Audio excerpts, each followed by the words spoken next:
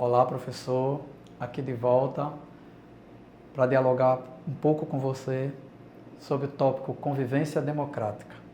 E vou começar ao conceito do que é convivência.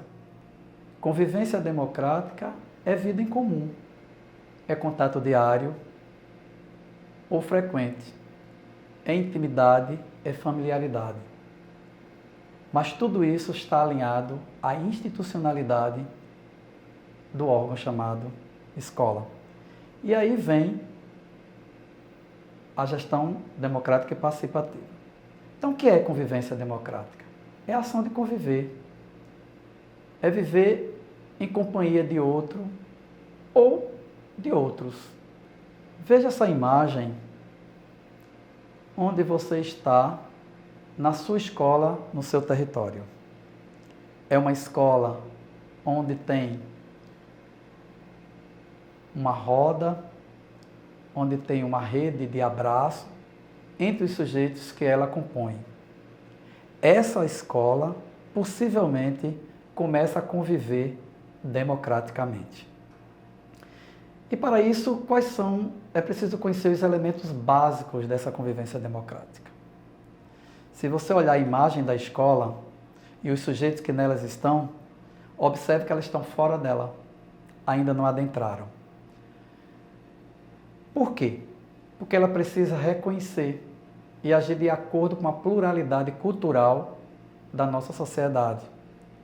Há uma necessidade dos sujeitos que estão fora da escola se conhecerem, para depois adentrarem ao seu espaço, institucionalmente falando. O outro elemento básico é o projeto político-pedagógico definido e compartilhado por todos, fruto de um diálogo já feito com você nos tópicos anteriores. Outro elemento básico da convivência democrática são os conselhos ou os colegiados, compostos pela equipe escolar, pais, alunos e representantes da comunidade externa. Ainda como elemento básico da convivência democrática são as parcerias com entidades públicas e privadas. Equipes de profissionais bem preparados para o exercício de suas funções.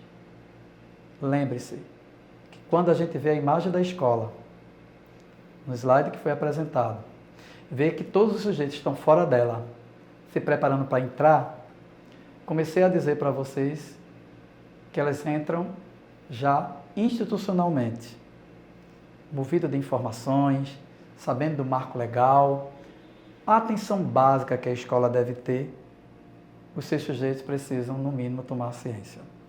Convivência democrática e projeto político-pedagógico da escola são duas faces da mesma moeda. Primeiro, que escola queremos? Uma escola que promova pessoas, uma escola que intervenha na socialização de seus alunos.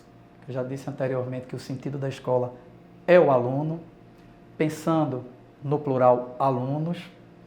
Uma escola que esteja inserida no mundo do trabalho, uma escola que ensine que é preciso aprender sempre.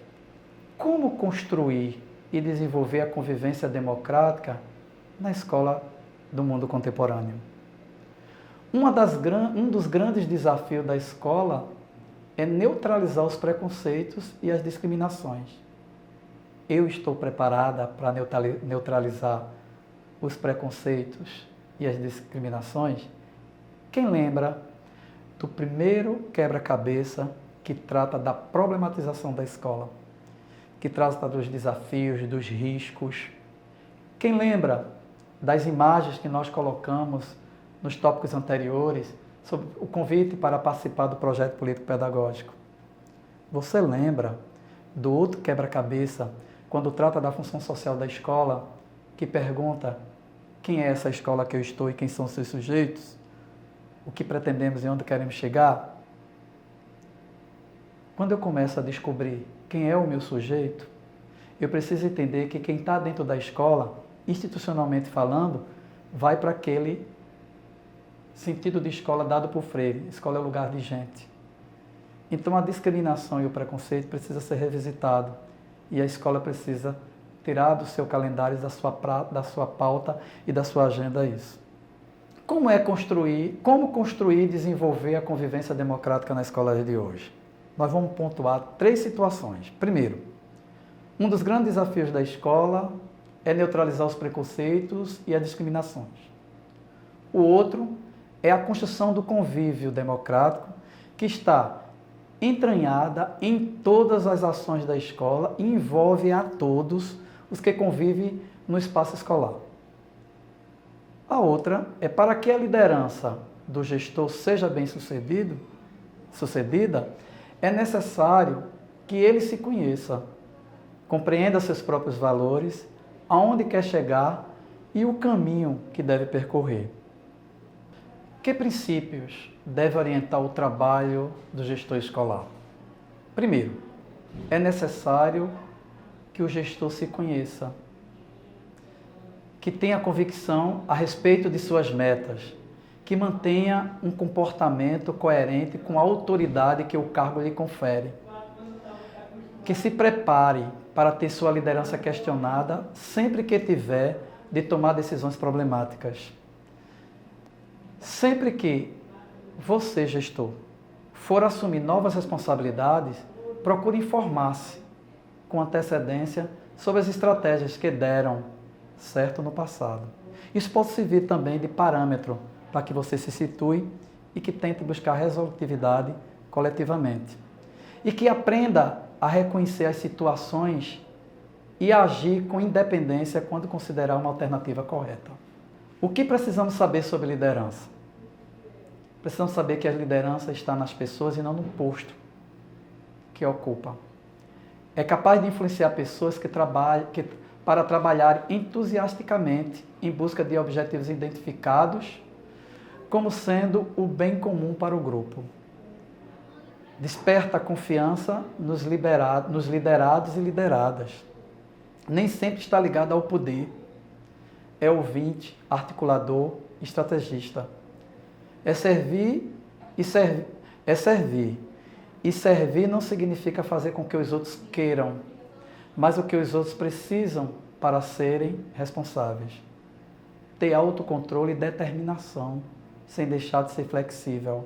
Vamos ver agora as barreiras que dizem respeito ao convívio democrático. A escola é cheia de contradições e possibilidades que exigem nossa atenção e discernimento. O outro é o conflito. Os conflitos não têm necessariamente uma feição negativa e destruidora. E a ausência de conflitos não revela por si só um ambiente sadio. Sendo a escola um lugar de formas diversas de expressão, o conflito faz parte do seu cotidiano e deve ser objeto de negociação constante, sem que prevaleça o desejo de que as pessoas se comportem de um modo submisso, de um modo passivo. Os caminhos que levam à convivência democrática. Observa-se que as parcerias são muito fortes nisso.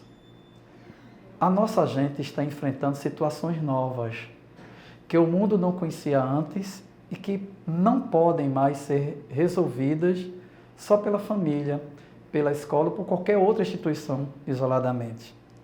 Lembre do primeiro slide que foi mostrado, que é de Paulo Freire, que trata da escola, que dá significado à escola. Ele aponta a escola como lugar de gente. Na convivência democrática, a gente olha para a escola como também gente. Hoje a tendência é de que o ensino evolua e se faça cada vez mais com a participação da comunidade. As parcerias não funcionam sozinhas, alguém deve coordená-las e ou administrá-las. Que aspecto significativo para a gestão, para a convivência democrática? A importância da gestão democrática na escola é um aspecto significativo. Orienta e instrui o gestor na busca de projetos e atividades que favoreçam o intercâmbio saudável entre a escola e a comunidade. Mostra como deve ser a conduta e quais são os cuidados que a escola deve ter com as crianças, com os jovens, com os adolescentes, com os idosos, bem como os direitos e os deveres dos agentes escolares. Desenvolve no gestor a capacidade de identificar e propor medidas para a construção da convivência democrática por meio de parcerias, com o apoio da legislação e do regimento escolar. Se você começar, mais uma vez, a revisitar alguns diálogos que antecederam a este de agora, você vai ver como é forte o conhecimento da legislação, o conhecimento da gestão democrática e participativa para materializar uma convivência democrática no chão da escola. Que referências essenciais e normas reguladoras da convivência democrática na escola? Primeiro, é necessário que o gestor tenha conhecimento de alguma legislação vigente, que são instrumentos legais para a garantia de uma educação de qualidade e do regimento escolar. Falei no tópico anterior a esse, que se trata das transições democráticas, a necessidade de conhecer a legislação, mais especialmente o que reza na Constituição Federal, na LDB, que trata da educação nacional, com repercussões nos estados e municípios, e também no regimento interno da escola, no regimento escolar. E outras legislações que tratam da educação e que também contribuem para que a educação seja uma educação de qualidade social, como o Estatuto da Criança e do Adolescente, o Estatuto do Idoso e outros estatutos e outros marcos legais que existem que podem fortalecer as instâncias de conhecimento jurídico para o fortalecimento da gestão democrática na escola. A outra é a institucionalização de normas e rotinas. O compromisso com a convivência democrática, o regimento, o amparo legal, o exercício da democracia na escola é uma referência essencial. Eu disse anteriormente. O colegiado escolar, cuja função é podada pela autoridade absoluta de um gestor que não implementa deliberações nesse colegiado. As decisões são coletivas, as ações são coletivas. E precisa retomar mais uma vez, você, colega professor, aos tópicos anteriores. E agora, finalizando, o que foi que eu aprendi? O que é que eu acrescento? O que é que precisa aprofundar? E aí eu devolvo para você, colega professor. E agora? O que você aprendeu? O que você acrescenta? O que você precisa aprofundar? Para finalizar, o módulo de gestão democrática e participativa, eu escolhi mais um pensamento freiriano, que ele diz o seguinte: tudo o que a gente pode fazer no sentido de convocar os que vivem em torno da escola e dentro da escola, no sentido de participarem, de tomar um pouco da escola na mão. Também, tudo o que a gente puder fazer nesse sentido é pouco ainda, considerando o trabalho imenso que se dispõe diante de nós, que é o de assumir esse país democraticamente. E que é também de assumir a nossa escola democraticamente. Muito obrigado, colega professor, pela sua atenção e por me proporcionar o enriquecimento junto a você. Obrigado.